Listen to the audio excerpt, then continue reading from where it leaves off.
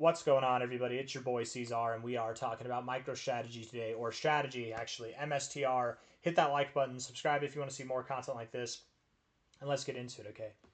Here we are at about $327 on this 15th of September. It is after hours. The stock market is closed. We're at about 327.9 after hours here.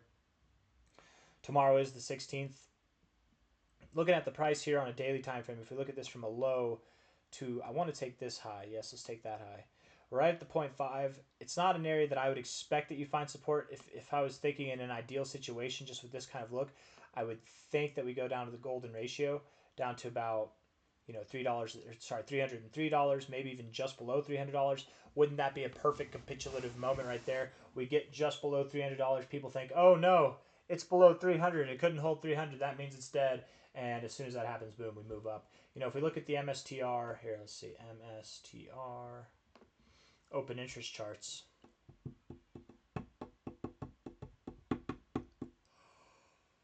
Oh man, let's see. Open interest, and we'll have to get this to view all expiries. It looks so funny whenever it's just by itself, right? I swear it always loads faster, but whenever you have it look at all expiries, it loads so much slower. I don't know why. It's like it's got a problem. It doesn't want us to know.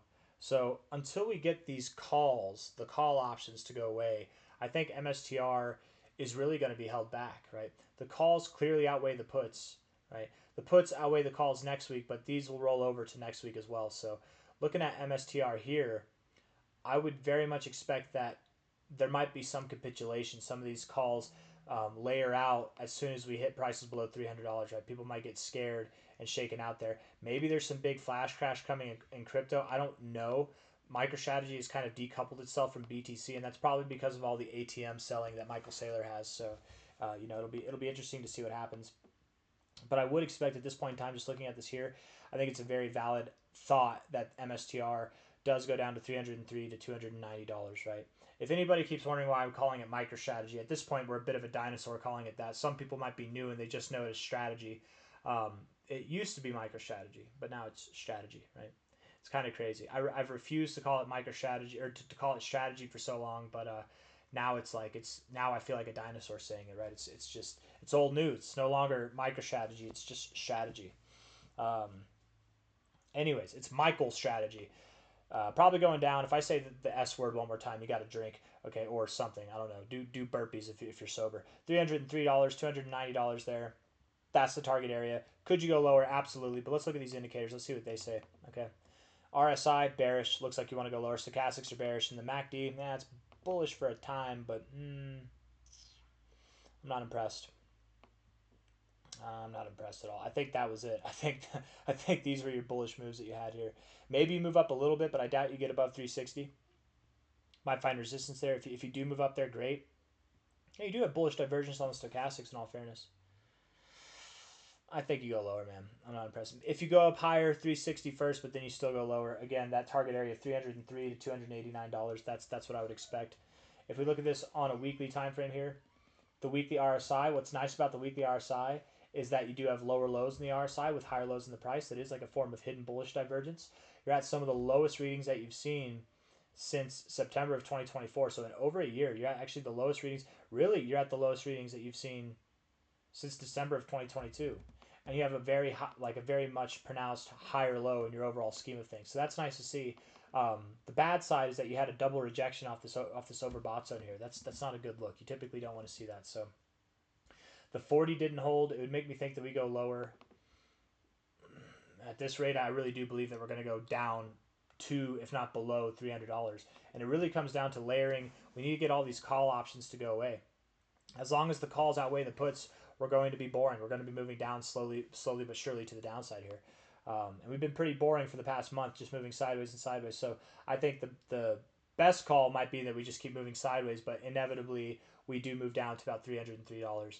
Oftentimes, before you make that final descent down, what you get is a little fake move to the upside. So again, if we move to 360, don't get excited. Okay, don't get excited. We could very well move to 360 first and then move down. In fact, I wouldn't be surprised. I actually want to go out on a limb here and say before we move to $303, before we move to $289, that range there, we will hit $360 first. I want to say that because I think that's what's going to happen.